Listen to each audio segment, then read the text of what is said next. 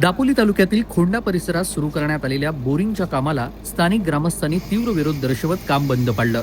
संबंधित बोरिंगचं काम कोणतीही रितसर परवानगी न घेता सुरू करण्यात आल्याचा आरोप ग्रामस्थांनी केलाय.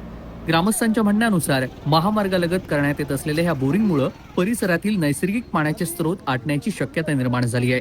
उन्हाळ्याच्या काळात आधीच पाणी टंचाईची समस्या गंभीर असताना अशा प्रकारचे बेकायदेशीर बोरिंग केल्यास भविष्यात दापोली गावाला मोठ्या संकटाला सामोरं जावं लागेल अशी भीती देखील नागरिकांनी व्यक्त केली.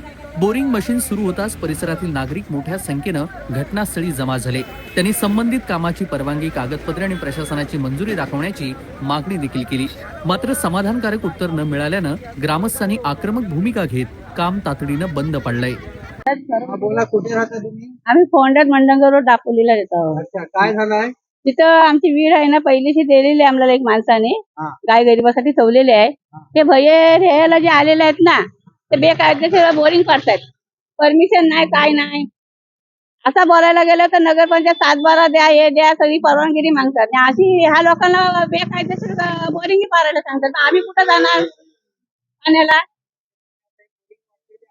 हो, आम्ही अडवले. आम्हाला नाही पाहिजे तिथं. कुणीच मारायची नाही केव्हा जन्मभर. गावातील लोकांचा सगळ्यांचा विरोध आहे त्याच्यासाठी. काय त्याला लिकाटीचं कायच नाही.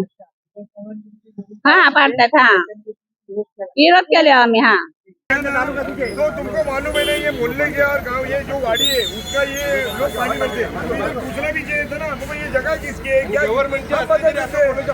कभी खरीदा की जगह, कभी खरीदा तूने?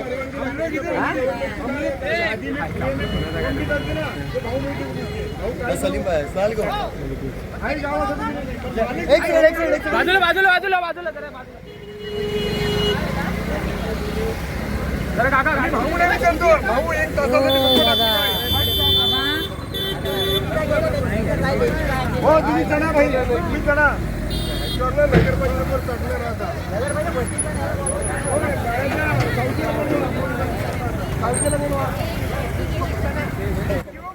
सलीम रकांगे, कोकण कट्टा न्यूज, दापोली, रत्नागिरी.